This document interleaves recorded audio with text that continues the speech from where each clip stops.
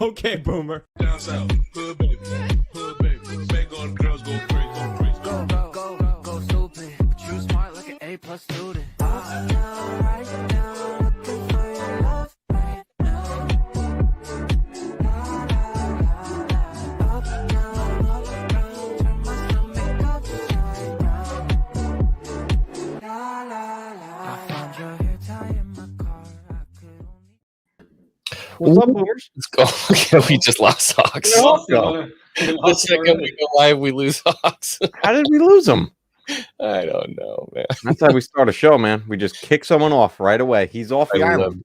love it. And we got Mrs. Laundry Mac. delivery. And we got Mrs. making a cameo. The wrestle a glitter snow globe out of our daughter's hand so she would go to sleep. That sounds like a nightmare. Yeah. God, I love live television. You know, it's the second you hit that live button, that's when she started making her way down the stairs. I love it.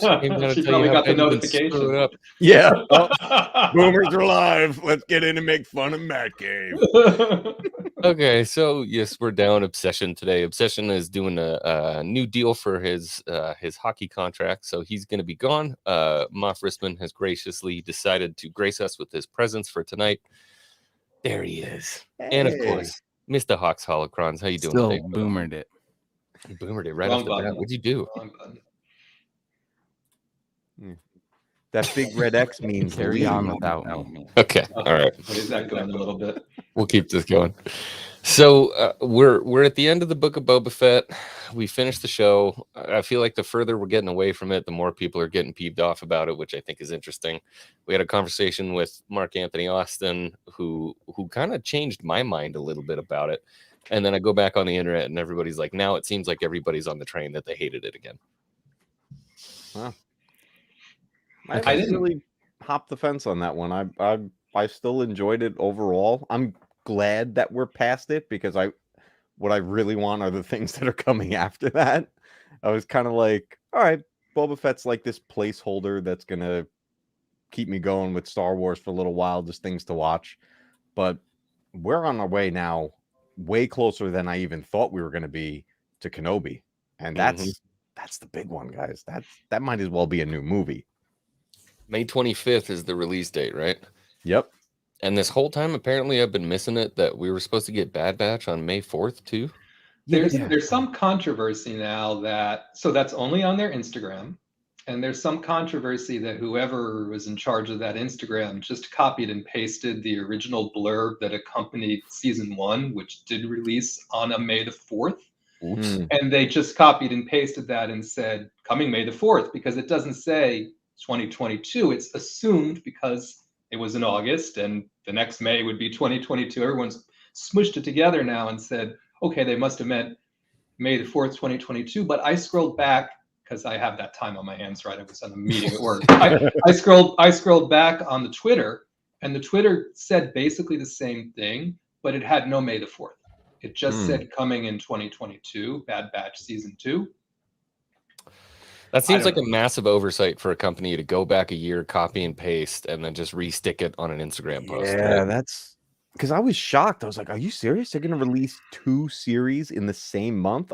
I get one is animated, but still. Wasn't I Bad Batch hope- weekly? Bad It was. Batch was weekly, and I I don't think they still can feel overlap. like folks we're leaping to a conclusion that because Bad Batch season 1 was 16 episodes, it was long. Mhm. That Bad Batch season 2 is the same length, and I keep going back to the original rumor that Bad Batch season 1 was 22 or 24 episodes. I personally think we're getting the rest of Bad Batch season 1. What they stopped it at, remember, was a bit controversial. Mhm. I think we're going to get 6 or 8 episodes. Potentially, they could do it all before Kenobi without dropping it all at once. I don't think they would drop it all at once. Maybe we're getting to the point now where they have enough content to dual run things and they feel like the audiences are not the same. It's strange. Yeah, Yeah, the whole thing stinks. it is a weird thing. Unless the intent is to actually put them out in the same month, not overlap each other, but maybe there's common themes. So let's say I don't know what day of the week Kenobi's supposed to be on. Let's just say for the sake of argument, Bad Batch is Wednesday, Kenobi is Friday. The theme of Bad Batch has something to do with we're seeing in Kenobi, and they almost like coordinate with each other. I know they're two different parts in the timeline, but The problem is the 25th is a Wednesday. I mean, it's not Yeah. a big problem, but the 25th is a Wednesday. So all right. So Wednesdays are going to be Kenobi. Yeah. And Wednesdays are like the Disney Plus day. Yeah. So I'm not doing Disney another is watch trying party to for take. Bad Batch. Well, and there's that also no Christmas. reason why they couldn't put out a few episodes of Bad Batch, pause it, give us 6 episodes of Kenobi, and come back to Bad Batch, right? There's nothing saying that they couldn't. But again, I still feel like there's something peculiar about the way they stopped the first season. And I don't personally think we're going to get as long a Bad Batch season 2 from a duration perspective. But again, the other thing about it is this whole, I know, thanks, Nick. This whole business of they're only going to run one thing at a time and they're not going to double up and it's going to be Marvel or Star Wars, etc. This comes from a time when Disney Plus had no content. Right. Disney Plus is past the point of having no content. They're done very well from a subscriber perspective. And they've been touting from the high heavens now that they've invested now a lot of money in more streaming content. So I personally feel like a regular network, if you think about even a regular streaming network like Prime and Netflix and some of these other ones, they run multiple of their own kinds of produced series at one time. I think it's reasonable to assume that at some point Disney will start doing the same thing. Is that now? I don't know. Could I mean, be. it makes sense. And those other streaming services are trash, really, comparatively. I mean, like, I've tried to use Paramount Plus. I don't know how many times. It just quits right in the middle of the show. not great. sometimes. Are we? you're having technical issues with it. Oh wow. I was This gonna say, Bad I Batch. haven't minded Paramount Plus. Like, I don't see it on official Star Wars stuff, this Bad Batch season 2 announcement. So I'm gonna go with rumor until So I see otherwise. I actually bought the Insider magazine article, the digital version, because I was curious to see what's in an Insider magazine these days and if it's worth it or whatever. I was impressed with the magazine actually, and I found the side panel that somebody took the Instagram picture of, and the side panel at the top has in production, and it had Andor and Kenobi. Then it said coming soon, Bad Batch season 2, spring 2022. And I think this was issue 208. And so that issue might have been in November, December. It's a few months old now, but it was in there. And that is officially approved Star Wars content. Now, again, anybody who puts any stock in anything Disney says from a date perspective, right? One of our favorite catchphrases, Disney does everything on time. They don't do anything on time, and they do it all on their own time. They're building the Tron ride for 4 years plus now. It's ridiculous, right? You must contradict yourself. So just because the magazine said, spring 2022, I don't know how much stock we put in that, but I did find it. Nobody made it up. It's a real sidebar for what it's worth. Yeah, I'm not buying it. So, for me, it's kind of tough because Bad Batch has never really been something I've been super invested in. I thought it was okay. Maybe I was a little more salty because I was staying up till midnight and watching the shows and just like I wasn't happy with how it ended. I think I'd be a lot more happy with the show if I watched it at like 5 o'clock in the afternoon. Yeah, I think you gotta wean yourself off of the middle of the night viewings. I think I think it did a number on you. It was not good for Bad Batch. I think after that first episode, I was expecting like so much from that. Yeah. You know what I mean? But anyway, we did get a trailer released for the Old Republic, which I want to go through with you guys because there was all kinds of good stuff in this thing. So I'm gonna pull this up right here. Let's take a look at this. And I just want to say, like, these cinematics they put out for Old Republic since the beginning, since the first one, people have been begging for something in film form, whether it be full CG or not, Please. of this. I'd be all for a full CG film in this era of Star Wars. Dude, if you gave us a movie of this, oh my god. Oh yeah. Oh my god. Oh my Mhm. god. Dude, I'm greedy. Give me a TV show that runs like 12 seasons, and that's your Old Republic, dude. Give me that. Yeah. Like, I'd be 100% down for that. Just because, like, everything in this. Well, I mean, we won't waste too much time on it, but I mean, everything in here. Just we'll talk about it when we're done. Okay. Yeah. All right. So let's start it. We'll chunk a little bit off. We'll stop. We'll talk about it, and then we'll move on. Yeah. yeah, man, whenever you want. Audio okay? Can the stream hear it? I mean, we hear it. I mean, I hear it on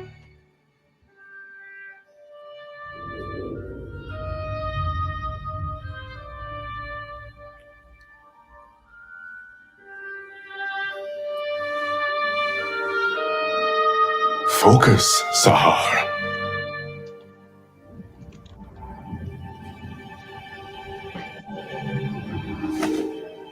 I did it! Did you see? Wow.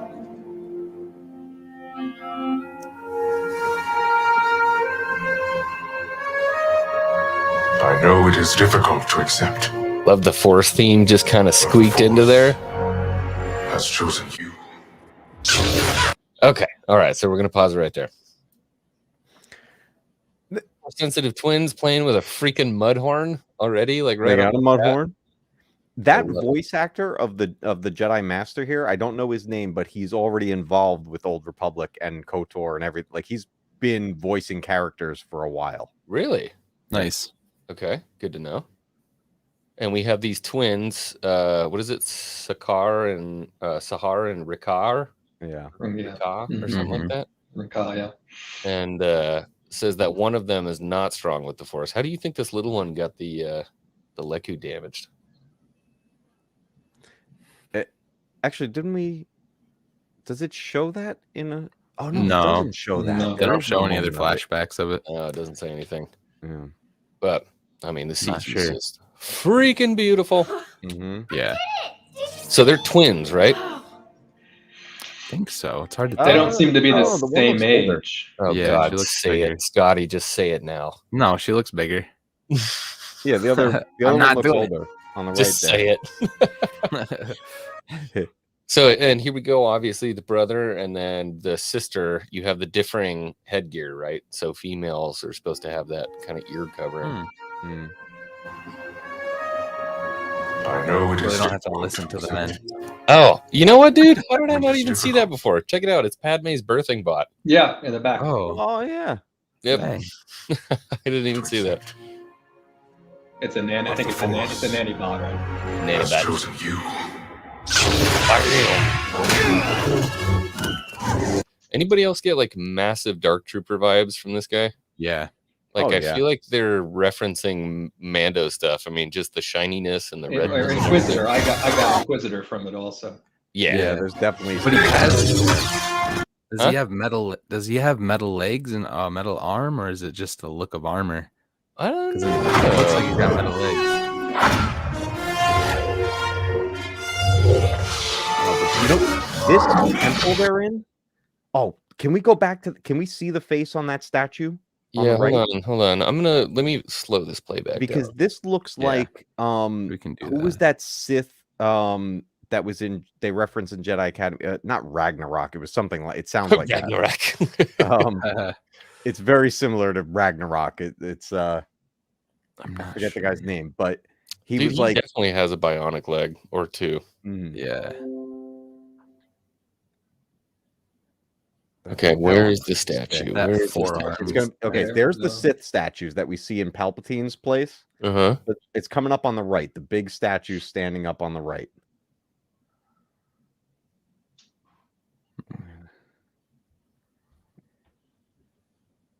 That's a sick move. Yeah, it's cool. I was waiting for that, I'm not gonna lie. And the sound design honestly, right like, here one of the too. coolest things ever. The sound design was just absolutely epic. We can Mhm. talk on that a little bit, but I just did the design for the Jedi too. Okay, Mhm. there's the Sith statue. Yeah, some hooded. Okay, here we go.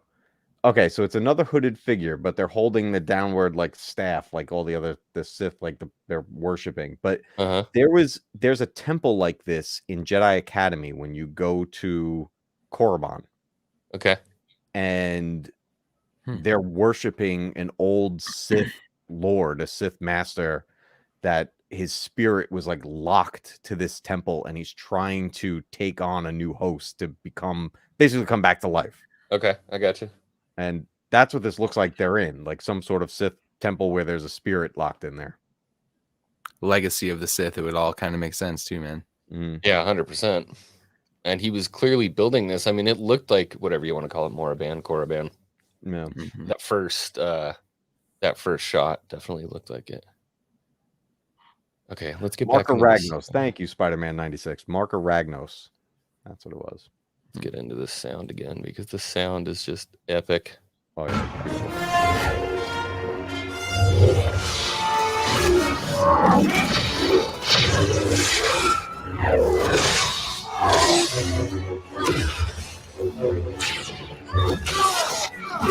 Bam, arm gone.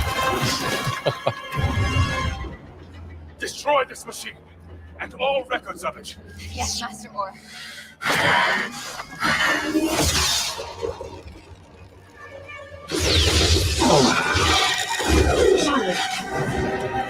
And it's our favorite boy. Malgus. Just classic Malgus. Crazy. Just walks in and just absolutely blasts somebody's heart right out from the middle of their chest. Yeah, big fan of this. His voice is amazing. Yeah. And I love the new, like, the kind of metal stitching on his face. Oh. Hey, Nick is here. What's up, dude? Yeah, this is an add-on to the existing game. Oh, hey. What's up, y'all? How you doing, Nick? Glad to have you, brother. Okay, so let's continue a little further. Go now.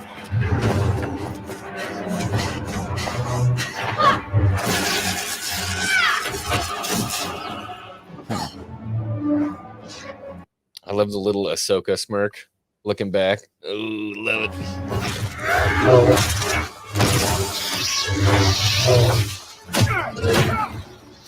And did anybody notice? I hate to keep pausing. Yes. Can't help myself. Like, yes. When he throws the rock and then cuts through it, that's a total callback to Malgus when he attacks the temple. Well, this move that they do together too, where he That's a parries head. the saber around himself. So One of the heads of the statue. This block right here, where he goes around that 360, very cool. And does anybody recognize that saber ignition? It's quick. It has the lighter hum to it. Mid-game trivia. I'm almost positive. I'll do a comparison later, but I'm almost positive that that is the Vader ignition from Rogue One when he comes into the hallway. Oh shit.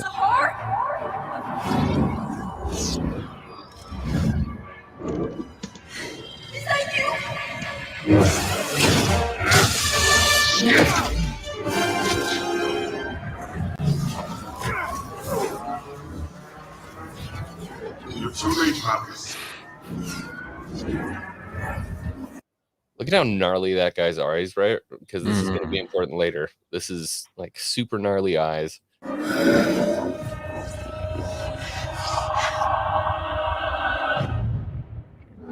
Focus, Czar. I did it! Did you see?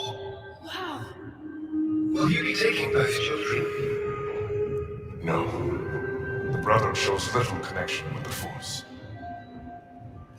Zahar, the Force has chosen you. No! I sense your past, Padawan. You can't take her! Your pain, your fear. This is how the Sith and Jedi maintain. Oh no, keep up. Come on, YouTube. This is how the Sith and Jedi maintain control, revealing the ways of the Force to some, and keeping it from others. Zahar! Don't listen to him! How many were left behind so that the Jedi could play God? Pretty strong in the Force. Anybody catching Ula vibes right there? The with ref- the trainer the on the Ula? neck.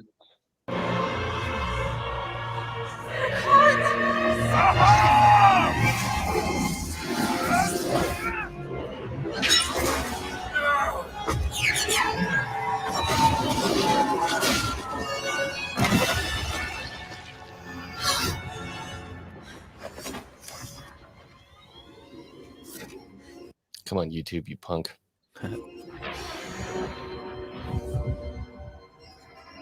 Well done, young one. Now give it to me. You could have saved my brother. What? Was I chosen by the Force? Or you? Now's not the time. Do you know what it is your master just destroyed? Sahar, listen to me. A machine built to find those the Jedi didn't deem worthy. Look at how much calmer his eyes are right there. They're not flared up anymore. But he's like, Silence! Yeah. Give it to me. Now, Padawan! It's not too late. Give me the plans. We can still find your brother. I've only ever protected you. You must trust me.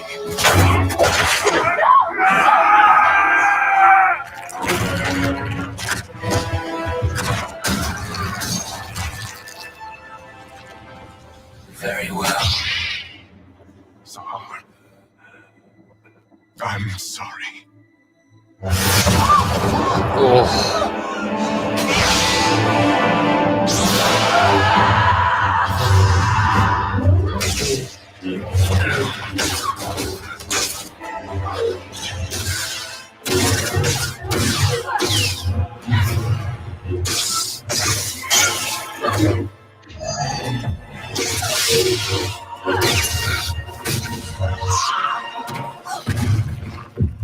All your life you've been in a cage, Padawan.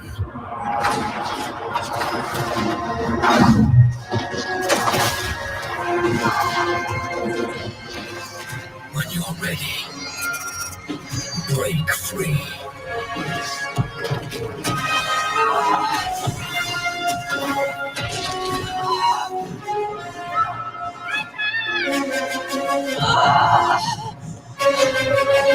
Oh, I love those horns. dude, it's so the creators of this game get it. They just get it. Shout out to all the dark side love in the chat too. I know, right? Love to see it. God dang Jedi. There's just something so epic about like just the way they crafted that in the horns. You know, and it goes back to betrayal from you know, dude. Yo, a big thing I just took away from the very, very end is she's kind of almost being set up for like the Darth Maul fall to anger. Like she's trapped. She's gonna need to use anger to escape this place, I assume. Yeah. And she's a pretty likely candidate already because of the purple lightsaber. So Not pretty dope. teasing. They're teasing. Yeah. Yeah. But that's what he meant. Malgus is like, when you're ready to use the dark side, Yeah. that's how you're going to get out of this. Hell yeah. And this is the crazy part. And I mean, you know, Rissman and I were talking about this in the backstage. Is like, why is this so loved? Because it's extremely simple. Like the base mechanics of the storytelling are extremely simple. You have good guy and you have bad guy. And then you have good guy against bad guy. But then you interweave these cool kind of philosophical aspects about, is what the Jedi doing correct? Is what they're doing good? Like they tore me away from my brother, and now this person comes in and tells me like really the dogmatic views of the Jedi. What can I do to get out of here? I can harness all my power. And then am I a bad person or a good person? I don't know. It's gray area. Like I love that. Well, it feels very prequels, right? I mean, I think we have some recency bias, right? Because what we've been seeing on TV is not this, right? But if we think even back to what we saw in the sequels, right? It's not, the story was bastardized, right? The elements were not used appropriately.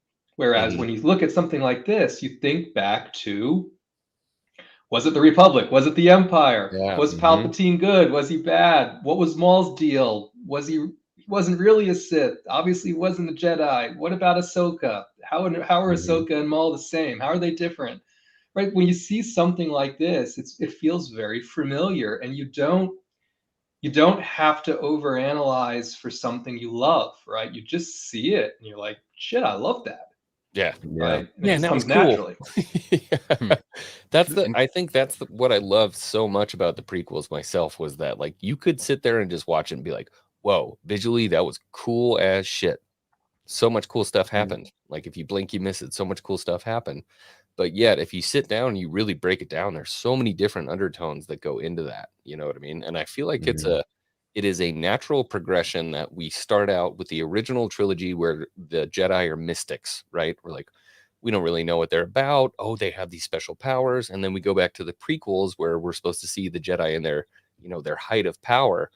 And now we're seeing more force powers. We're seeing all these different things. I feel like it's a natural progression to then go to the Old Republic when the Jedi weren't such a small sect, but this huge overarching power. And the Sith were this huge overarching power. And that's a perfect tool to implement growing the Sith, which is this whole side of Star Wars that we haven't really gotten a lot of. I'm talking about like the big Sith armies and the Brotherhood of Darkness and all that stuff. And the thing about this era, and the reason I love seeing the Jedi in this part of the timeline, it goes back to a line said in the prequels where Mace is telling them, like, look, we're not soldiers, we're peacekeepers.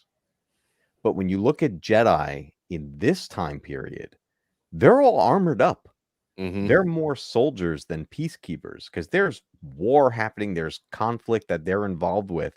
And I love that because it makes me want to know, at what point did the Jedi decide to change? Where they were like, look, we can't be soldiers anymore. We're just going to be keepers of the peace, and that's it. And we're not going to wear armor anymore. We're not going to do any of this. Because look, every time you see one of these cinematics, and as you play through the Old Republic, the costumes that they wear, the clothing is fantastic, and you get like the armor plating mixed in with their robes. It's so cool. Dope. Yeah, that's still like one of my favorite cinematics, and the whole reason I picked up the book, I think it was called Deceived, was because of one cinematic where Malgus lands the freaking shuttle inside the Jedi Temple and attacks the Jedi Temple. And you see like 40 sabers light up and 40 sabers light up, and they go at it. I'm like, how are you guys not doing that? Like, what Star Wars fan doesn't want to see 40 Jedi Knights and 50 Sith light up sabers and just go ham on each other? Like, oh, check it out. Hey! Man, became a YouTube member. Welcome to the family, and just remember that I can show you the world, brother. Please don't go this way. I can show you the world. I'm excited to meet you soon, buddy. Excited to meet you soon. One of the things that always occurs to me, Matt Cave, right, and the whole "we're peacekeepers" line, right? Are they? How did the Jedi choose to keep the peace, right? I mean, and I think you hear a lot of debate about this, and maybe it's very Sith-like for me to say that. Maybe the Sith didn't always get everything wrong, right? Just like the Jedi didn't always get everything right. But it feels to me, the more you hear Mace Windu, of all people, declare how the Jedi's mission is peacekeeping, the less I believe what he's saying, right? Just when you see the chain of events that transpires, right? And so again, I'm very curious to see in the Kenobi series, very specifically, how and if they choose to have any sort of dialogue between Kenobi and Anakin / Vader that's along these lines, because there is some pre-shadowing, if you will, I suppose is the right way to put it, right, in the New Hope. And Vader Obi-Wan, or maybe I guess it's Return of the Jedi, right? Obi-Wan once thought as you do, and there's enough nuggets around which makes me think some other kind of conversation happened here that's along these tropes that we love. Please don't go this way. I can show you the world. I can't be bought. I knew she was going to do that. But who was right? Who was wrong? from a certain point of view, something happens, right, along this time period that changes Kenobi quite literally, right? And I'll be very curious to see how good a job they do with that. And perhaps we're all just a little nervous, right? Because they didn't do a great writing job in the Book of Boba Fett. However, right, wrong, or indifferent, none of the people that were involved writing the Book of Boba Fett appear to be writing anything to do with Kenobi. Yeah, it's maybe a that's completely good, maybe different. that's bad. Mm. I don't know. It's just not going to be the same. But there'll be lightsabers, right? There'll be the Empire is back, right? There'll be a real villain. Some of the things that were very challenging will not be a challenge in this series. So I'll be curious to see how it hits, because familiarity will be back, just like this cinematic, right? Very familiar. I hope it has a Rebels kind of vibe when the Inquisitors were being introduced, if that makes sense at all. Because for me, that's like when Rebels really started to pick up, when they were going to the temple and the Inquisitors were there. Outside of the twirling, whatever, you know. Well, but I get what you're saying. Yeah. The Inquisitors were intimidating. Not a fan of helicopter lightsabers? You know, like those? You know, I mean, we're I'm gonna keep those feelings deep. We down, are guaranteed. We are guaranteed to see a spinning Inquisitor lightsaber. Now, are they going to?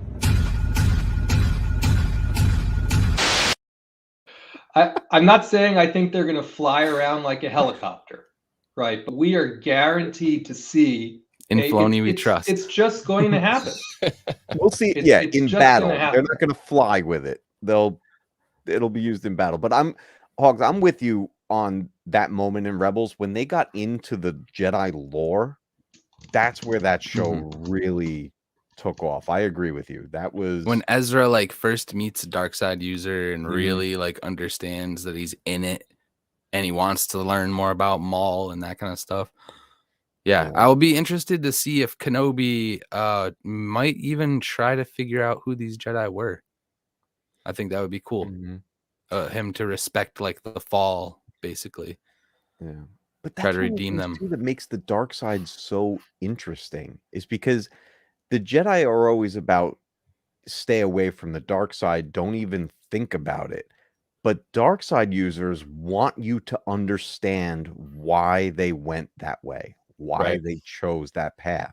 Like we saw in that cinematic with Malgus, he could have killed her. He could have killed her at any moment. But he's like, you need to see the way I see things. And that's what makes the Sith so interesting, because a lot of times they got a point. And He's that's doing why the keys, Anakin bro. was so He's doing the conflicted. keys. Dude, his whole mannerisms and everything literally took me back to Tom Hardy's Bane. And it's funny with the mask and everything, but the way he's even in the stadium talking to the fans in the crowd about like, this is why I'm here, man. Could you imagine if Malgus walked up and he had that voice? Oh man. Hello, Padawan. You're like, oh god. You got to voice over it now, man. That's such a good idea. Voice it over with something ridiculous. Someone's gonna dub over it with. Don't with steal Bane. that. I'm already on it, bro. I'm on it. I've already got a script written, dude. But you know, it sucks to me that like, look, I'm super stoked that I got that and I'm cool. And one of my favorite movies is the world is all the cinematics mashed together, because it's like an hour and 15 minutes. Yeah. Of this awesome Sith war. And I just wish we could get some more of that. And I think if they did it, especially like you were saying, Matt Cave, in an animated show, or was that you, Scotty? Dude, this level of all of CG that. animation, like this, what we see in these cinematics, do a movie. I'm all about it. I'll see that in theaters all day. Yeah, over and over and over again. I'll buy the toys. I'll be cosplaying shit. Like, yeah. Moff's just like, depends on what the Lego sets are like. Yeah.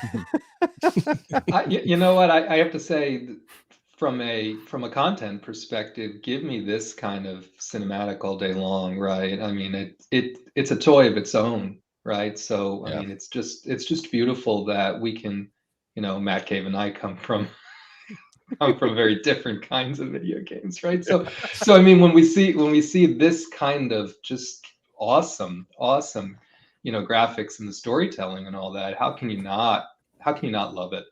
That's where I'm at. Like, how do they not understand? Even the Eclipse trailer had everybody losing their shit. Like, why are they not doing it? The capability's there. I mean, how long was that cinematic? How many minutes was that? Like 6 minutes or That something. had a beginning, a middle, and an end. Yes. That and was a complete flashbacks. freaking story right there. Gotta have flashbacks. Gotta have it. Put her in the back to tank. Too soon. Think about Too it. soon. The Dooku thing.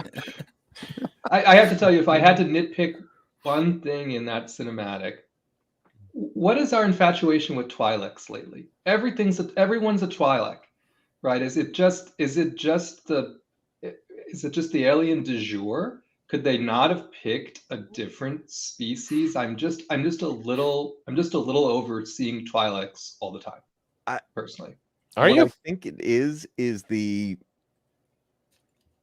the human look to them. They're face. far easier to have as full-fledged characters than doing many of the other species that are in the Star Wars universe to follow along with as a character that you're going to invest in. I think it's just a matter of it's easier, like same for like the I'm laughing at Felicity. Same for like the Dathomirians, you know what I mean? It's like just horns, but they still have like the facial expressions, emotions. It's funny.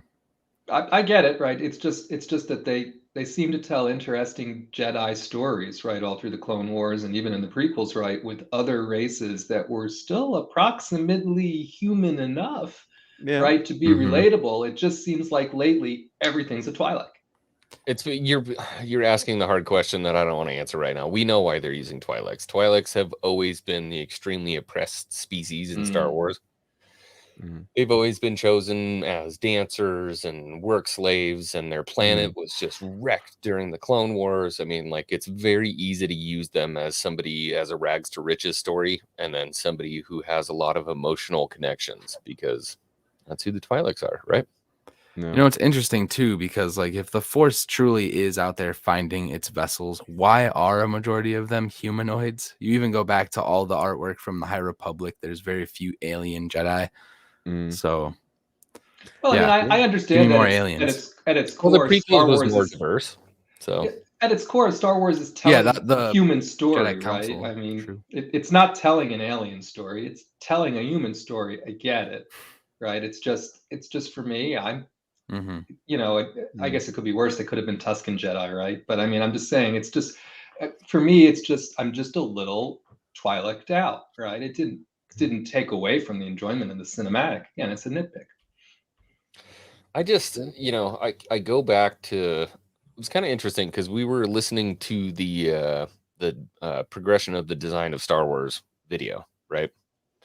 And I've had a 1,000 conversations within the past week talking about like why is Star Wars feeling like it's not doing. You have to take a human story and then make it Star Wars. You don't take a Star Wars story and then make it human. That's the worst thing you can do. Yeah. So we have to make more human stories and then make them Star Wars stories, because, and this is something that went along with the design, something that was awesome that George did is he could find something in everyday America and look at it and be like, well, I can repurpose that into Star Wars immediately. It's going to feel familiar, but it's going to feel alien because we're going to put the Star Wars spin on it. And I feel like they really need to get back to basics when it comes to Star Wars over at the, the film story group or whatever you want to call it, and really getting back to basics when it comes to Star Wars, because if you overthink it, people smell it right off the bat. So just get back to basics, make it a battle between good and evil, right? Yeah. Star Wars it up a little bit. That's all you got to do. Yeah, and we keep saying it too about the sequels and everything. They just think that they're so clever. They just make these bombastic choices that they think are going to hit. And sure, 50% of it hits, but if 50% of it's not hitting, that's not the Star Wars feel that we need, right? Like, yeah. And I think they kind of have backed themselves into a corner now with that whole timeline. There's no more really Force users to build a story off of. So I think it'd be cool if they just pick up with a the vessel, the Force found after all the repercussions of everything that played out, you know, massive changes in the Force if Palpatine was defeated, you know. Give us a new story. I don't know if you guys want to go down this road, but I haven't honestly heard anything about what species the lead would be for Acolyte. I mean, as far as I understand, Acolyte is a dark side story. There was a casting call for the lead for Acolyte. Yeah. And I'm not going to say, you know, YouTube trigger words, but it was a non-me. It's not a trigger word. It's basically what it was. What's that have to do with the non-me? The opposite of you? The opposite of me. Yeah, as far as you could get from me is basically what they were casting for. I mean, yeah, I think the simple answer to Nick Holness's question is no. I think I fully believe it will be a human lead in the Acolyte, right? And again, whether we believe the undertones that seem to be afoot in how they're writing that story and how they're preferring to cast it or not, it's clear, at least for now, that it seems to be very relatable, perhaps overly relatable to today's society. Okay, we'll leave that, right? But definitely, I think they're trending in the human direction. I don't know, right? Again, it comes down to tell the story, have characters that fit in the story, make them the appropriate kinds of characters from a species perspective to tell the story successfully, then cast competent actors and actresses that can fulfill those roles well, right? How dare! I'm sorry, I didn't mean to trigger anybody in the chat with that dangerous rhetoric. How dare you? Versus casting characters, right, that lead to a story, and I think that's where we get into a problem, right? And so while we may not have been 100% happy with the story they told in the Book of Boba Fett, right, at least I felt like the characters that were portrayed in the series were the right characters for the story. I didn't like the story, but the characters didn't feel shoehorned in. The Vespa gang was weird, but I don't think they chose the wrong characters or the wrong actors or actresses to play those parts. I just didn't like the parts. Right. So that's where I think there's a real difference in how some of these series might be conceived and why we get nervous when we hear certain things about the casting.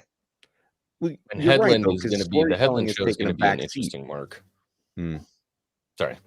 No, sorry, I didn't mean to talk over you. It was just the fact that storytelling in most media now has taken a back seat to other things being pushed. It was nice to see a story just being told in Book of Boba Fett. I know there's plenty of it that was fairly weak. Overall, I still enjoyed it because I was getting a story that it was an escapism again, right? It wasn't like, oh, now I'm comparing everything from this to the real world, like so much is now. Like we have to get back, like X-Wing, like you were saying, just make it simple again. Good versus evil. Have a moral to the story, and just there's heroes, there's villains, and tell an entertaining story. That's what we need it to be again. The original Star Wars worked so well because, like you said, George Lucas had made things similar to a human story, but amped it up into a fantasy world. Like he's looking at things and elements that came from World War II and came from, stuff he saw in Kurosawa films and like all these things, these theories, these theologies, I should say, that were mashed into this fantasy story. But now you get stories that are told around what we're experiencing in real life. Yeah. And then they put a little bit of a twist on it. But it's like, no, I still see real life too much. We want that turn? fake world. Yeah, go for it. My turn. Yeah. Oh boy, here we go. Nick Holness had a little video that was like, pick me. No. Nick Holness, I'm just gonna tell you why I'm hyped about the Acolyte, because one, the actor that they cast is a legit actor. She played Rue in the Hunger Games, the young African American girl who gets killed, and is a huge moment between her and Katniss Everdeen. She's been in other things more recently, which is mainly TV. The articles online are focused on her personal everything. We know very little about the show other than the fact that it is at the end of the High Republic and it's supposed to introduce aspects of the dark side. So somebody did get cast. Yes, Yeah. and Yeah. she's a good actor, and I'm hyped for the show. See, that's a good thing. Like, we want to be hyped for the show to see what people can bring to it, but at the same time, I don't want to watch a show or a movie the whole time going, that's so and so, and they experienced this in real life. No, I want to know about the character that you're And I portraying. feel like that's your choice. So, Mhm. so you can go Well, into yeah, the show like that, or you can go Mhm. into the show and be like, oh, her name is Aura, or whatever the character's name is. That's what I'm choosing to do. And sometimes we can't even announce a show without this kind of talk around the show. We don't even know anything about the show itself, man. Exactly. But I will offer though, I think it's two different kinds of baggage that sometimes comes along with casting.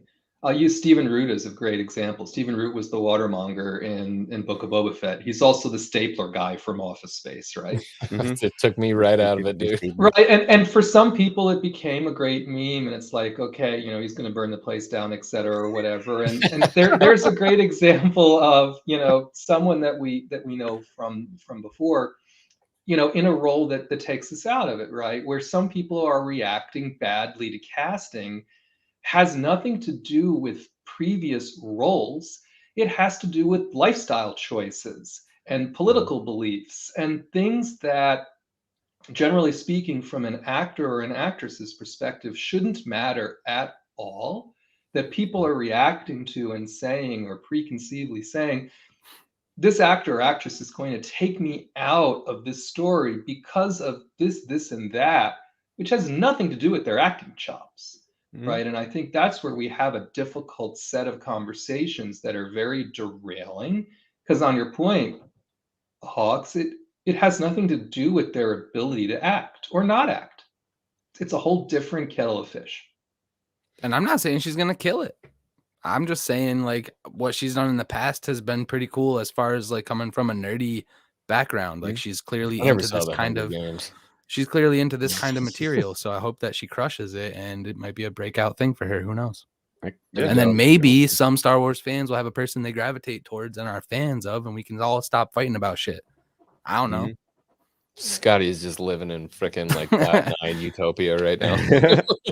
I think it's one can dream, bro. I wish it weren't true. But eventually we're going to get to a place where there's so much live action, so much everything, that we're just going to have all stuff we enjoy. I really do believe that. And I think do we think, before we leave this topic, right, do we think we're getting to the point where a Star Wars series doesn't work if the Empire or the Sith isn't involved? If there isn't a known villain at play that people understand motivationally has been set up as the bad guys, right? Do we think that's part of the recipe that might have been missing from the Book of Boba Fett specifically?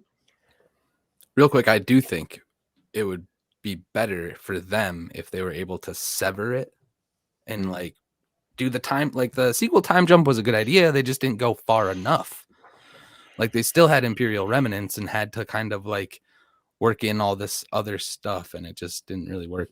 But yeah, I think that, to your point, it's when you're not sure who is on what side or what is supposed to be the established villain. Like, Book of Boba Fett was very confusing. It spent a lot of time keeping a mystery of who the villain is, and then by the end of it, well, think about it. By the end, it was just kind of like everybody's the villain, and it's like there was no real big Empire level or Sith level threat. This was a very small, confined conflict here. If they go into a direction where we're getting way outside of the Empire or the Sith or whatever, maybe, and come up with a new threat, as long as they write it well and develop it so that you start to like think about like if you're seeing any series for the first time, imagine sitting down to watch Star Wars for the very first time and you don't know anything about it. You know pretty quick, okay, those guys are the bad guys, and these are the good guys. But because it's well established early on, it's there for you to understand as the audience. If you keep it a mystery for too long, you start to lose track of where the story is going, and you have no idea what side is doing what. Right. And I see the commentary from Justin Simone, right? And I know he's not the biggest Disney fan, right? But I'll have to disagree with the fact that but I'll have to disagree with the fact he's proposing saying that Disney doesn't like the Sith. If you look at every other piece of content that we know of that's coming from a Star Wars perspective in the near term, it all has to do with the Sith and the Empire. Every single thing that's coming next has those things as very central themes. Yeah. So maybe I'll be saying the opposite after some of this content comes, and we'll be like in Sith and Empire overload. But I really struggled with the Book of Boba Fett because the Pikes are just bad business people, right? They never came across as sinister villains, and they had a couple of mothballed Clone Wars, prequel era droidekas that they brought out at the very end. Give me a break, right? And then they ran away. I think this is the important part that we have to think about now. I don't want to sound like I'm simping for Disney too hard or having their backs too much, but this could definitely be where this is going. Is that we're in the foothills of something much larger. And they're taking their time setting it up, and people are pissed off because we're not getting the grandiose stuff that we want from the Star Wars universe right now, because we do want those big battles. We want the big conflict. We want the big bad and the little good. But I'm wondering if this is just a little foothill and we're just starting to get into it. And so stuff like this Acolyte show, which, I'm holding judgment until I see what actually happens there. I'm wondering if all this little stuff is just leading into the big mountain, right? You got to start with the little molehill. We didn't get Thanos in Captain America. You know what I mean? So there's definitely a setup in that aspect. And I wonder if we're being a little impatient. And I'm impatient because I want to see good Star Wars stories now. I'm okay if that some of this stuff that's not so great, like me, when I walked out of Ant-Man, I wasn't like, bro, that fucking movie was life-changing. Oh my God.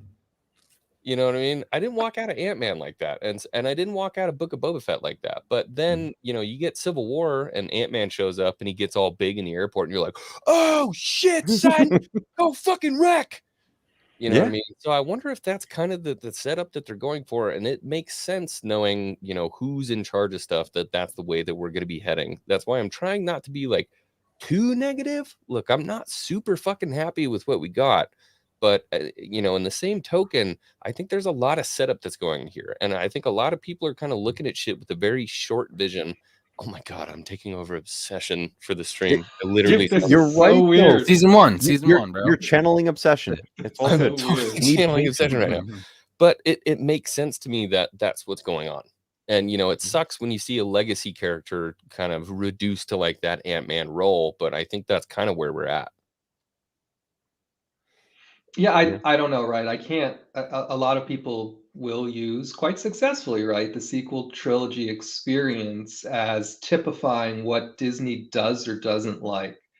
For me personally, I've moved on, right? Those movies are years ago. I've had the Coach mentality before Coach adopted his most recent mentality, which is I'm not letting those movies hang over my head and influence my ability to enjoy or not enjoy future Star Wars projects, right? If it's not good and I don't like it, I'm going to say it's not good for me. I don't like it, right? But the fact that the sequel trilogy wasn't very Sith focused, got it, right? All I'm saying is every other project they're working on right now is Empire.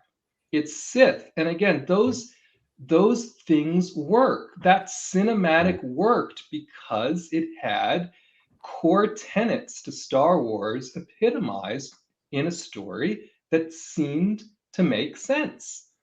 Yeah. So think about one of the best moments in Bad Batch when you start to see the transition and see the TK troopers for the first time and the music changes and everything starts to become very much A Mhm. New Hope. Like Mhm.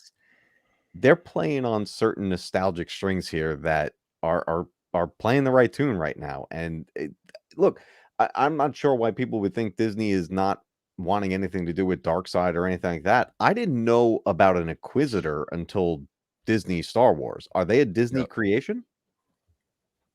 Well, I think they're a Dave Filoni creation. Yeah, they're not.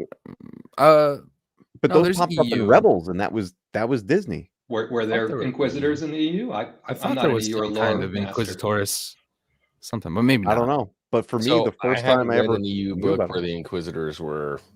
Yeah, there. so that's Disney content, I think. Yeah. But And then we have things like the Acolyte. We have a lot of stuff heading down the dark side. Think about all this, everything we're seeing in Old Republic right now. You know, this is a Lucasfilm Games property. Yo. Again, I think for me, again, very specifically, if Dave Filoni and Jon Favreau specifically had written the sequel trilogy, I might be having a different opinion now, right? But I guess my point is that do we, maybe for some people it's never. That's a good point right Peace, there. peace and love if it's true. But Mhm. but at what point do we say they fucked it up and they're not fucking it up anymore? Right. And for some people it never happens, and I get it, right? But for me, I would rather say, okay, I didn't think they really hit it out of the park with Book of Boba Fett. Still much better than the sequels ever were. It's like I'm still enjoying the ride that we're on right now. You know, we're getting content. We're getting a ton of content, and it's fun. You know, it's gonna lead to those films anyway. And in all honesty, I'm looking forward to rewatching the films after having all of the knowledge we're gaining from everything we're getting now. And it's gonna be some time before we get there.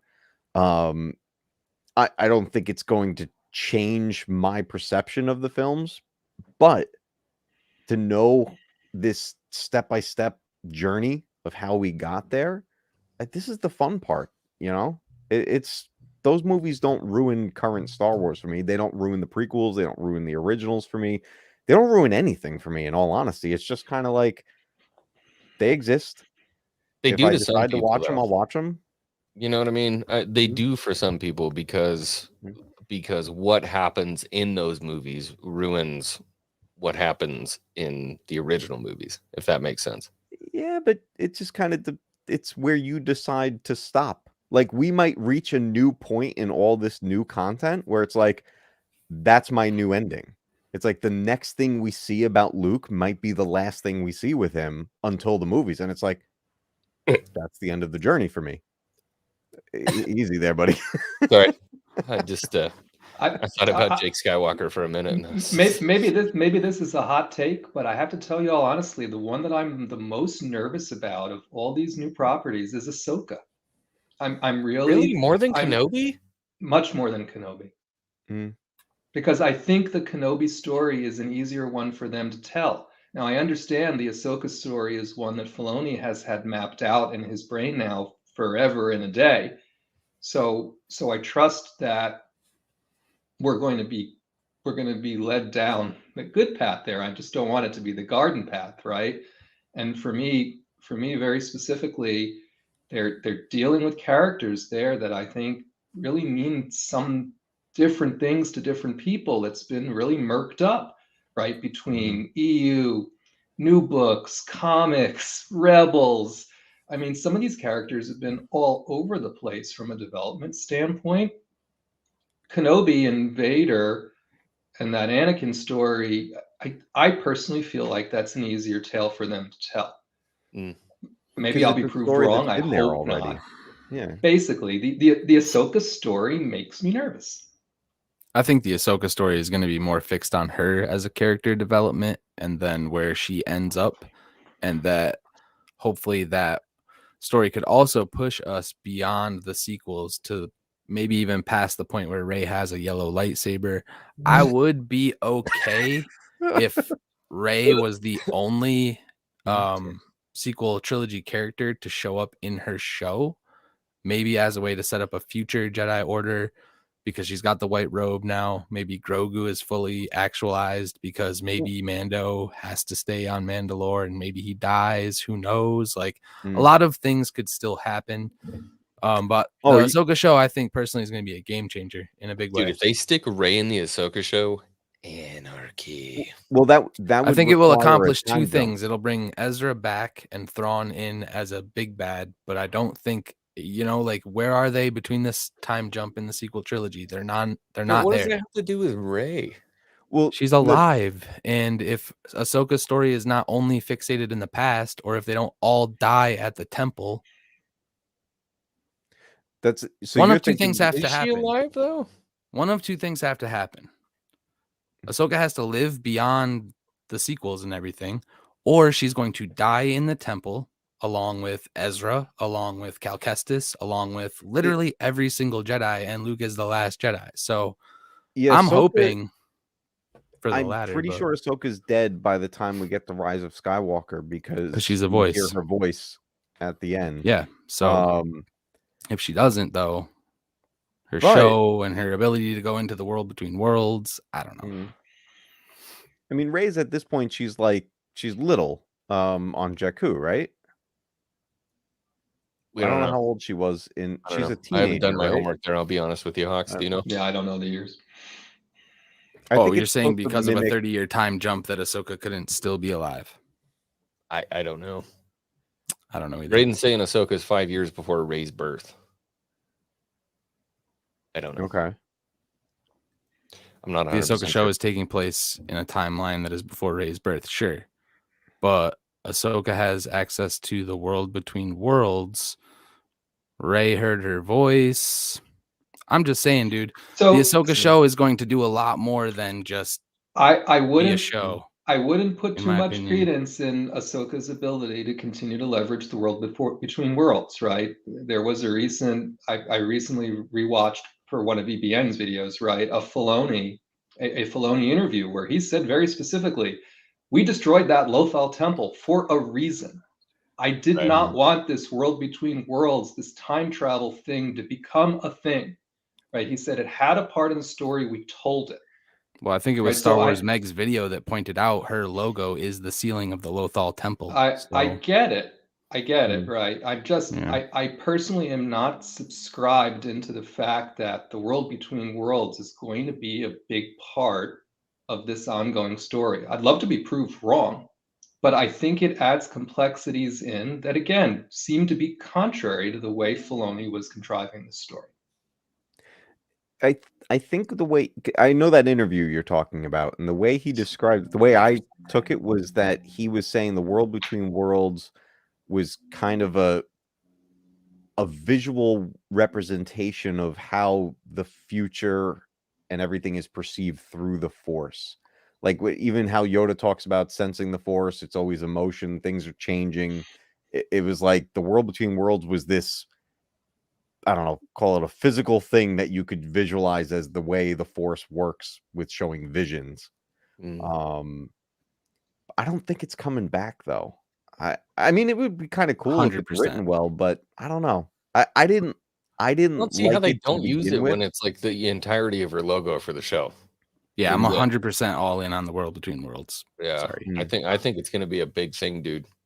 I think we're It going to might get the be. father and the son, and Just like that could be more cool. I think like- we'll get deeper lore about all of that. That's what we want. We want the Star Wars mythos.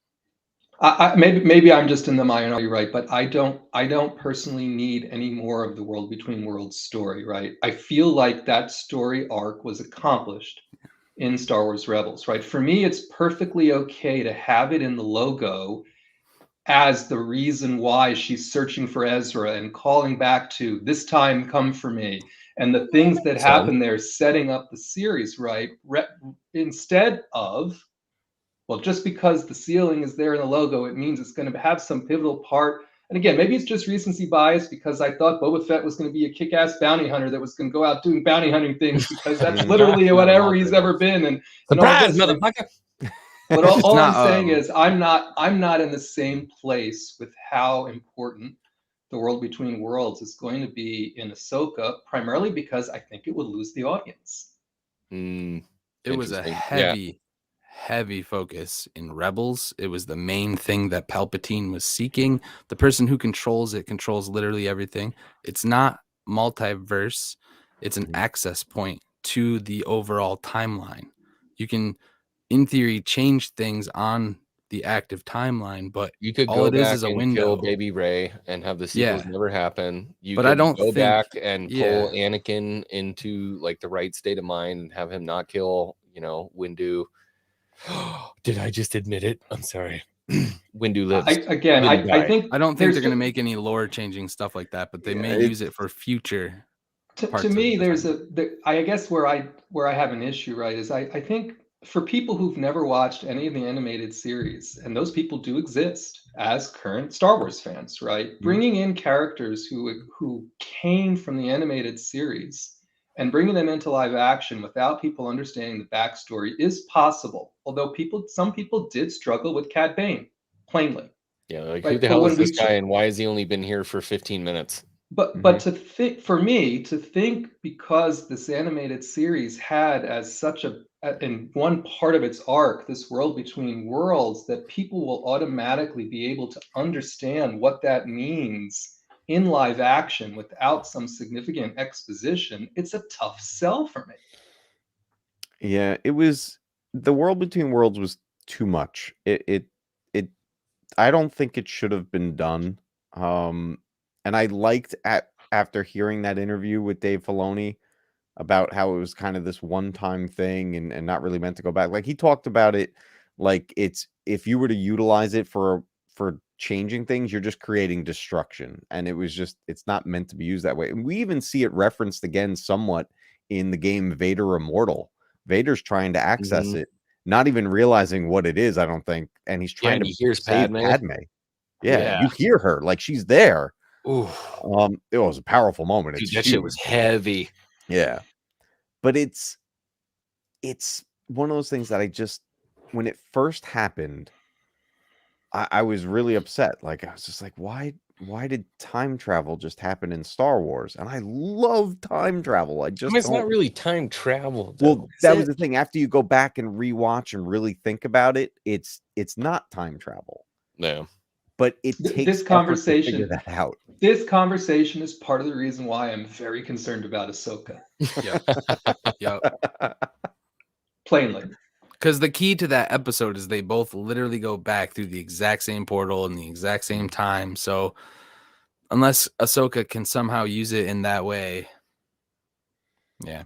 I mean, I think we're going to see a rescue story of some kind, right? I mean, I think things very clearly about Thrawn and Ezra. I think things will be revealed there, and I think that part of the story will make sense. There are some other things I think they could try and do that people are not going to like, right? Like what? The first order has to come from something, right? There you're are not things wrong. about there things as the further along we go in this timeline, right?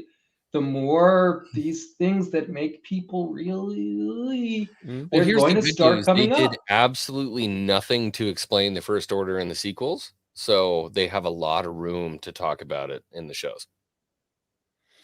Yeah, the only explanation we get is they rose from the dark side. It was like one of the first opening lines of episode 7. But it's interesting. It's like, okay, where like we do know that Palpatine had the First Order developed. We find that out in Rise of Skywalker. Secrets only the Sith knew. But it's we wanted like what was something that I'm actually kind of disappointed that we didn't get? That fan-made screenshot of young Ben and Snoke. Oh my god, he looked like a creepy Hugh Hefner, dude. But can somebody find that and pull that up? That's screenshot. Yo, Ed Harris has handsome Snoker bust. Bro, that was when I almost heard that insulting. was fake, I was like, I'm actually kind of disappointed because I would have loved to see this. Would you have loved to see that?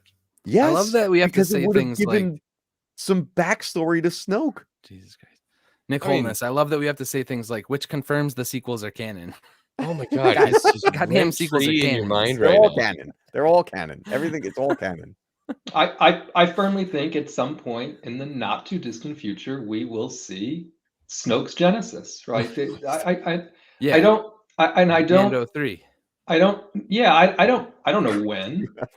Right. And I don't know that I personally have a problem. I don't have a problem with the concept of Snoke. Right. I have a problem with how Snoke appeared and what he did or didn't do in the confines of the sequel trilogy. I was more stoked on Snoke coming back than I was on Palpatine. Or Yeah. I was more stoked on Snoke than I was on Palpatine. I liked Snoke, and I was so ready to learn more about him. Uh-oh. Well, no. you had to do it. Oh, Dispatch the younglings! Thank you.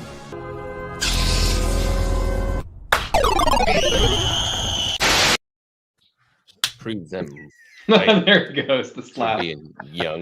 You Thank know, you, Mac Dave. about Hi, Darth 50%. Arlene. Thank you so much for the $5. I appreciate you.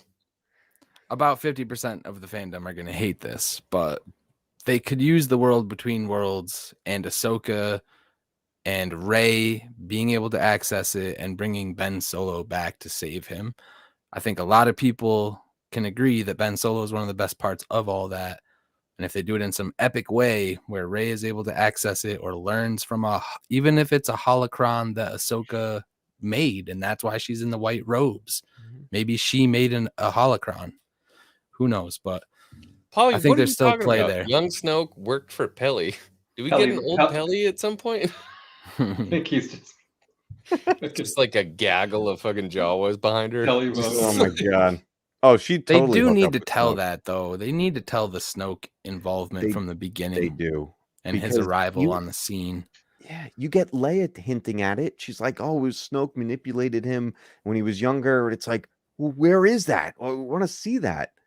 So this is where I lose subscribers immediately. Every time I talk about the sequels, yeah, I'm sorry. No. This could be interesting because seeing a younger Snoke or like a Snoke and a young Ben when he's a Jedi and like the story of corruption in that aspect, I could get behind it. Dude, it would be good. Again, I think people conflate the characters are shit with the fact that the story they told with the characters, in some people's opinion, was a shitty story. Right. Right. And so where I come from is I've always found the characters of Ben, Kylo, Snoke very interesting characters. I find the story that was told about them in the sequel trilogy to be very cringy and not my cup of tea. Right. So if we could get someone who writes interesting stories about those characters, I think that's fine. The issue is, and the chat is showing this right now, there's such baggage with these characters because of the sequel trilogy. Can they be successful even if the story is great? And the answer might be no. Yeah, Snoke to me, man, I was way more hyped on Snoke when it was the Wizard of Oz, man, behind the mask, and we didn't know much about him. Everybody's like, yo, play yes, my dude. It's fucking play yes for sure. Dude, and if it was, like, that's a better story. Like, if, I'm sorry, that's a better story right there. Like, but yeah, so. I'm sorry, brother. I'm sorry. I'm sorry. Don't worry, he'll be back and in greater numbers. It could be dope though, because you could hear stories about like the old Sith. You know, you could hear him filling his mind about all kinds of shit about, yes, you know, Plagueis. You could hear about Bane. You could see Sith holocrons, and he's in a old temple, which is clearly where this dude liked to operate. You can see these old Sith holocrons opening and hearing the stories of the Sith and stuff like that. So in that aspect, there is good storytelling that can be done. You know what I mean? And it's me having to get over the fact that like, fuck, like I know it goes there. Yeah. I know But that it goes there, but it could still there's so be much cool good. shit before that. But is there right? is there no single piece of Star Wars that you just don't choose to watch now, currently? Like me personally, I'm not gonna go watch Resistance. Yeah, But like Resistance, I don't didn't know. hate the show. I'm not gonna go return to it. I enjoyed it while I watched it, but I feel like we just gotta try to like move away from. Eventually, we'll get back to the sequels, but I think it's gonna be glanced like just gonna jump right over that stuff. You know what I mean? And get Well, to that's the thing. I think that's future where of we're it. headed as, you know, as Star Wars grows. I think we're going to head to a place where there's going to be a shit pile of Star Wars. There's going to be a lot of Star Wars. Mhm. And we're going to have to pick the stuff that we like. which is something that's so completely different because we would wait 3 years for one movie to come out. And that's what we're used to as a Star Wars fan base. You waited 3 years and then you got a movie and you're like, oh, like, holy shit. We got a part movie. with Marvel. There's people who are just like, I didn't really like Doctor Strange. I don't watch that one or Yeah, whatever. but don't like, worry, there's another show coming in freaking 10 weeks. Part of the trouble now is too that like it's a slow burn as far as like we don't know what they're building towards. So they're trying to interject cameos and little nostalgia bites to keep us, you know, hyped about Star Wars while they're telling phase 1 of this Filoni verse. I just can't wait for like phase 2, 3, 4. Like I'm already thinking about the future and ready to get there. So I need to like really pull back, just try to enjoy the ride. Personally, All right, Maria with 10. The characters of the sequel trilogy can be done right 100%. They're good stories that were left on the table. Snoke was very interesting, and his corruption of Ben Solo would have been amazing to see. Again, yeah, just like Rissman was saying, it's not the characters, it's the way the story was told that was trash. And I think that's what a lot of people are upset about. And I really love the characters from the sequels, and I know this because I want to know fucking more hate about Ray. them. Please don't go this way. I can show you the world. I'm never going to leave that. I really don't like her as a character. I'm sorry. See, I just I'm on the don't. other Star Wars side. Santa's going to I- find me at my house and beat me to death, but I just do not like Ray. I like the Rey we got in Force Awakens, and there was points that went too far in that, but not as much as it went in the next 2 movies after that, right? All these characters had so much potential, and it's the way they're handled. The characters themselves were great. Finn, in my opinion, should have been one of the greatest Star Wars characters of all time. You took a plot of a stormtrooper leaving the equivalent of the Empire and turning to the light and was possibly force sensitive. I was like, you got freaking storytelling gold here. And then he was reduced to just yelling, Ray! Poor Finn. Yeah. Talk about missed opportunities, dude. He should have been huge. Amazing. Ray is terrible. I like Ray a lot. I liked her when she was I'm Ray. kind of opposite on that, Gabe. I appreciated Rey when she was more fully actualized, like after The Force Awakened, after she realized she's a Palpatine. Like that's when that character really took off for me. Because here's somebody who has no idea what to do with any of the ability, any of this power. You're literally a god now. What do you do with it? Ray should have gone dark in the second movie, and Finn should have risen up to meet her. And Dude, then that fight in the would have third been one, insane. That would have been way and more then compelling. Finn gets Luke Skywalker. I was going to say Luke should have trained Finn to meet Ray. That would have been, hey, they teach you this shit in high school, kids. It's called writing. Oh, man. Anybody remember that shit from high school? They had the graph, and you would like write a story, and then it would go up, and then it would come down, and then it would plateau. Does anybody remember that? Like, if you just walked into the Lucasfilm story group during the writing of the sequels and been like, "Hey, artards, look, this is how you write one," they would have been like, "Yeah, He does have a chart." Back to basics. I mean, am I wrong? No, not wrong.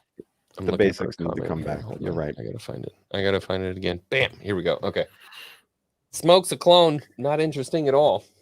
I mean, cloning's been a part of Star Wars since the original. Well, I was thinking more like expanded universe when you look at Last Command or Final Command, whatever it was, the last one. Dude, clones don't ever go away.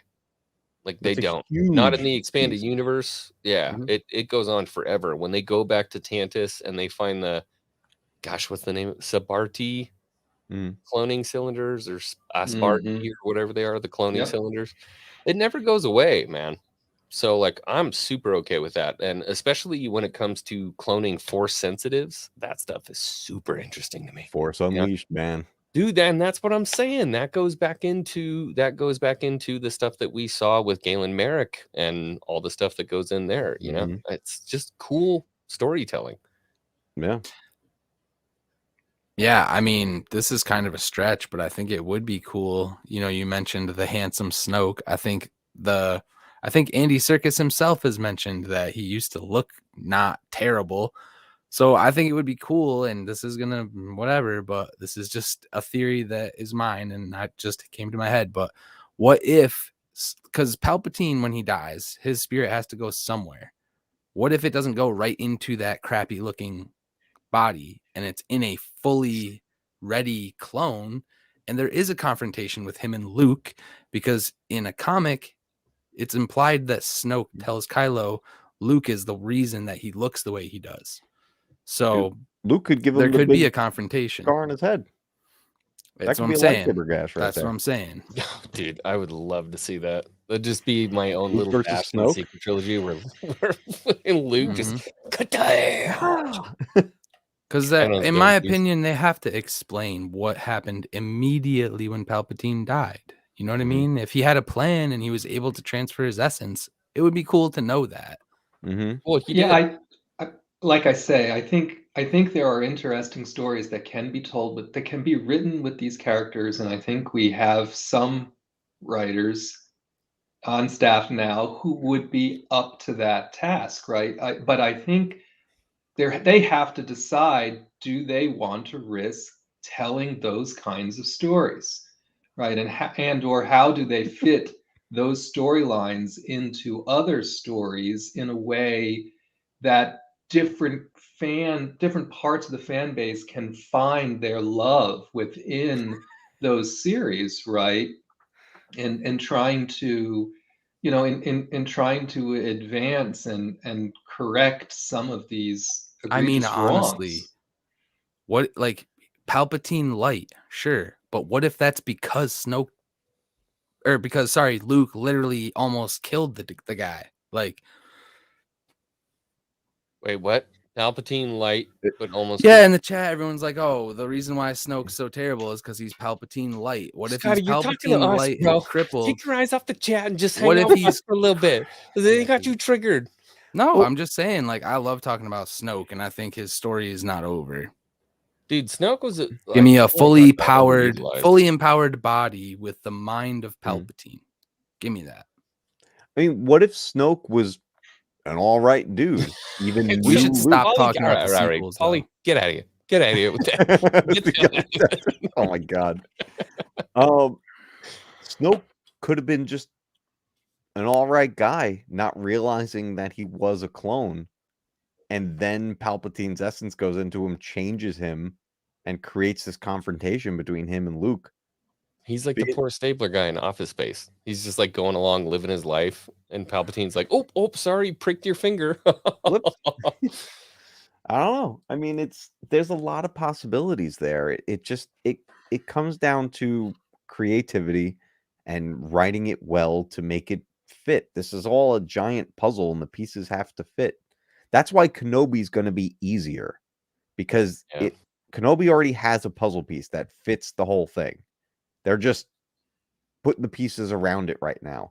But when you take characters like Snoke or characters like Ahsoka, and you're building up these characters that need to be written completely, there's nothing else anyone knows about them. You're building it from the ground up, and it has to work. It has to fit. And the second it doesn't fit, that's when fans go nuts, because we spot that shit like right away. Do your homework. In one of the comics, right? They use wow, but so bad. Scotty, you would know more than I do. In one of the comics, they used Luke's hand for cloning, right? Yep. Age of the Resistance. Okay. And actually, the Vader comic, when he goes to Exegol, has Luke's hand in the jars, so they're using it. Isn't Quill the one who found Luke's hand? Quill? Yeah. I have spoken? Yeah, I think. Well, it's an Ugnaught. I don't know if it's him. Yeah, apparently Quill is the one who found his hand. Yeah, and but yeah, the hand's on Exegol, so y'all can Google that. I would have loved to see that, though. That's the thing. Like to make that. I know they were trying to get Grogu and clone him and everything and use that, but it's like, instead of Grogu being the basis of that, like, I understand going for more, but if they would have at least acknowledged that they had Luke's hand and maybe they've gone too far and it's like, we have no more samples to work with, we need another Force user, and now that's why they're going We're after down to Grogu. the pinky, guys. Okay. Yeah, we're gotta down find to the something else, pinky. We yeah. got, there's only so much Force in the pinky. Yeah. Like there's like 4 midichlorians in this pinky. I don't know what you want me to do. Interesting thought. Yo, Yeah. comics are the shit, and they fill in a lot of gaps. You guys should buy more comics. Yeah, do your homework, guys. I personally have more of a problem with Vader knowing about Exegol and the fleet and the whole 9 yards out of that comic run than I think I do them poaching Luke's hand. To me, the Luke's hand thing seems to be the least strange thing about that particular series of comics. It creates a problem, right? The Shumagorath monster was kind of out there for me. It's kind of. I saw Ladaj say, "I hate those Vader comics." Right? Well, I think say I the word. understand why. So Hey, don't forget, this is Lucas canon. Okay, not me. I said the M word. McClunky. McClunky. Oh, you have to. Son of a bitch. One of the things I want to see from the Kenobi series on the Vader side of it, I want to see his castle. I want to see more Vader in his Mustafar castle. We got that teased in Rogue One, and then it got cut from Rise of Skywalker. So it's what? Yeah, well, I think they've already leaked Vader in the castle, right? And of course, Bacta's involved. Can't have a series without Bacta. Well, he's always in Bacta, yeah. And that's where the flashbacks happen. And I don't mean this facetiously, right? But we're gonna get Vader without the helmet, because again, I guess we got to have everyone without the fucking helmet now too, right? But again, I think there's ways that they can do that semi-tastefully and that shows the struggle and that shows because they both have their own kinds of PTSD going on at this time, right? Both Kenobi and Anakin / Vader, and that's why I say I hope they do that part of the story justice, and that there's some kind of communication there, right? It has to be heavy.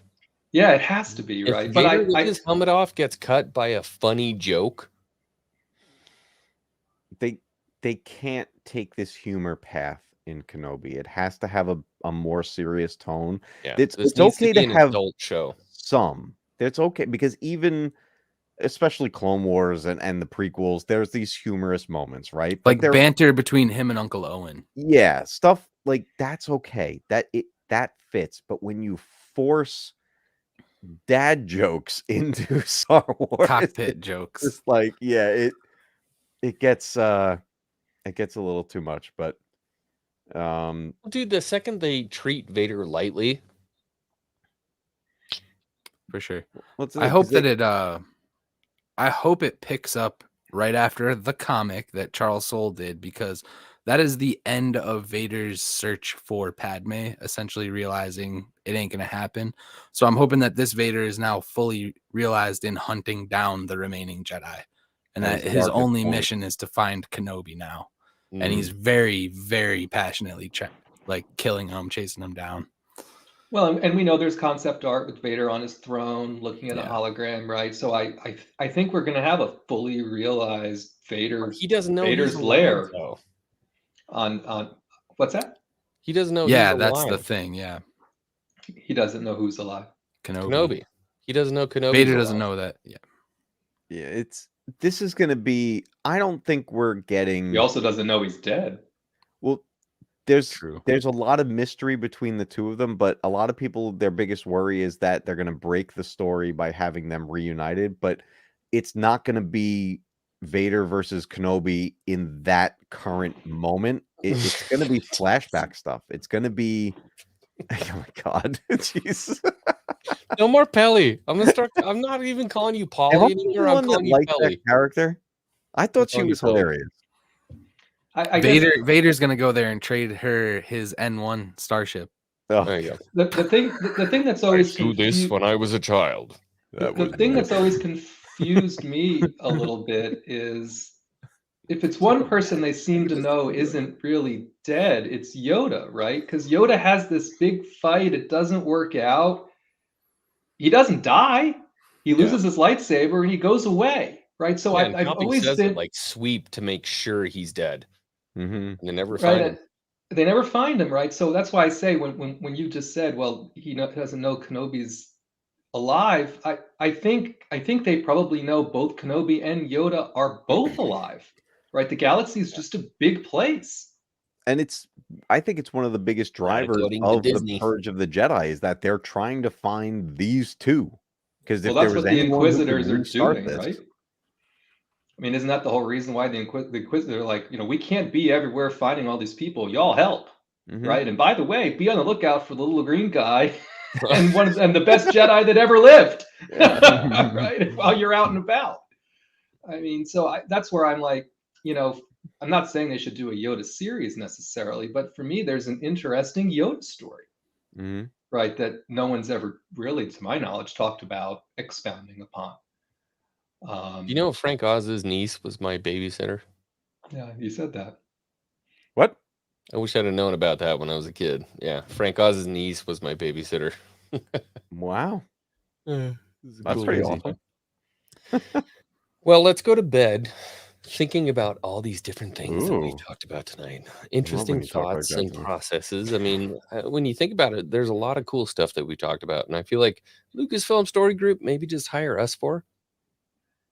I've got diversity. Fox is in here telling us all that we're, awful people and we should be. I never said that. I told you that in confidence. Jesus. What happens in Discord stays in Discord. Ruined. But yeah. I mean, there's more to talk about. Look, Book of Boba Fett is over, but we got a lot of stuff coming. There's a lot of stuff to look forward to in the Star Wars universe. The conversations don't end. Not tonight. No. Anybody got something they want to say before we go? I'm good. Thanks for having me. Always fun to be here. Pelly wants a Pelly limited series. Boy, Latina Slant, he's on the Pelly train big time. Hey, I'm down with that as long as Sid is involved. Oh no. Yeah, what happened to Sid? Bro, Pelly and Soon Sid. enough. No, Sid that's will be gold. back. That is gold. You shut your mouth. Is it? Is it though? Bro, Pelly and Sid? Come on. Fine. I'm shipping Pelly and Sid. Pelly Sid now. Hashtag Pelly Sid. All right, boys and girls. Shipping Well, No, Darth Elena wants she's one not more furry. young killing before we go. There's one more sacrifice. One last thing. Kenobi better be great or I'm done, y'all. I will send you to Jesus. Wrong one. I'm sorry. Thank you.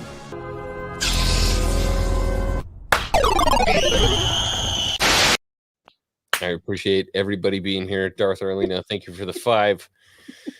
Jeez. All right. For Moff, Rissman, the Mac Cave, and Hawks Holocrons, I am X-Wing. Thank you so much for joining us for this discussion. I hope today finds you well. I hope tomorrow finds you better. May the Force be with you all, and have a good night. Take care.